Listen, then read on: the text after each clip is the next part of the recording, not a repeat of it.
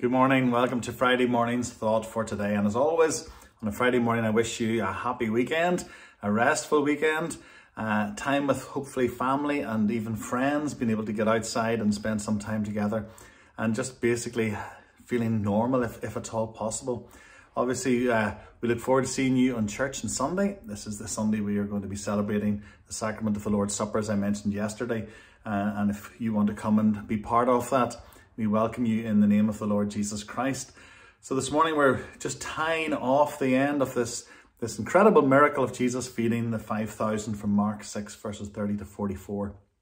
We read yesterday about how Jesus took what he had and blessed it, and then it was multiplied and it was given to 5,000 men alone. And it's incredible to think that it wasn't just a crowd of 5,000, but that the men are the only ones who are counted here, but that, you know, the fact that there are women and children as well. And there's this sense of, well, obviously it wasn't just 5,000, but far, far more than that, maybe closer to 10. Who knows how many people were fed. But the miracle itself was the fact that Jesus took 5 loaves, 2 fish, and he used that to feed this massive crowd of people.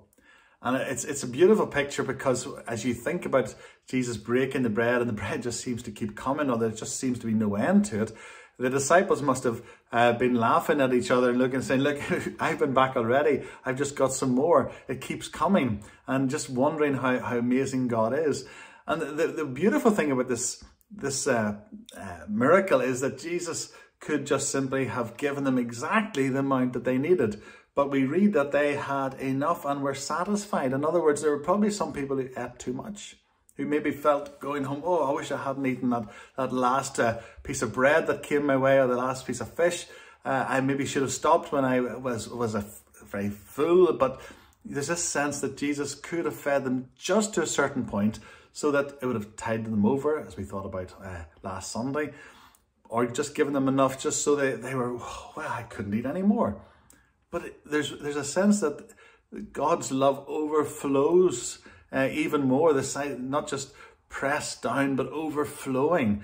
And I say that simply because we read today in these last few verses, verse 42, 43 and 44. And they all ate and were satisfied.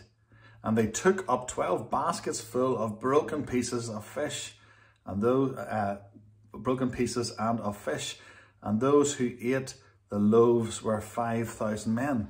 Now, one commentator says that's a very strange thing. Where under the sun did they get these 12 baskets full that they were able to carry all these leftovers back from?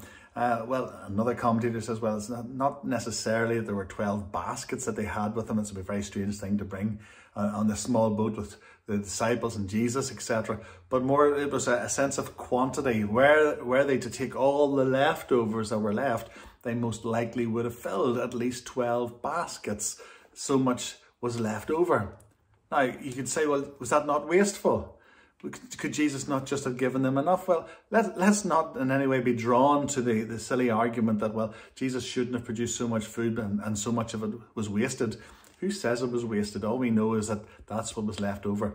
You can be sure the disciples had some of it. You can be sure that they had some the next day, and maybe they gave some to the poor. Who knows? But what was happening was that God's love not only extended to meet their need, not only extended to meet maybe a little bit more than their need, because they probably were satisfied, but in a sense that there was plenty there.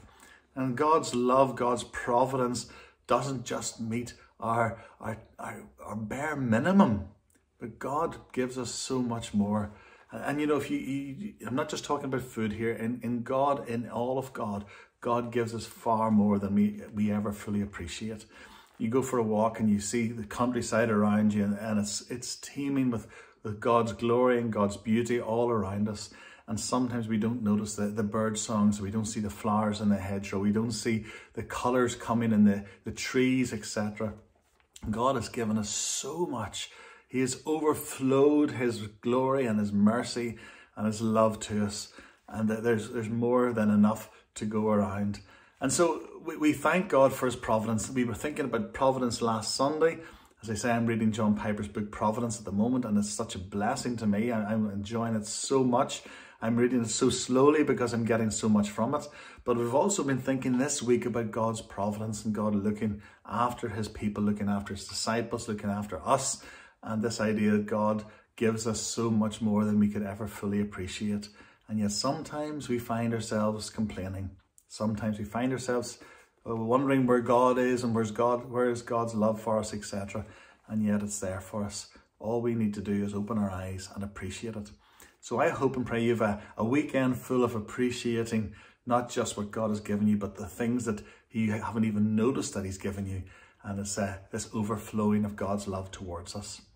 Have a good weekend, God willing. If you're a member of Killinchy Presbyterian, we'll see you hopefully on Sunday morning. We'll see this part of you from the eyes up.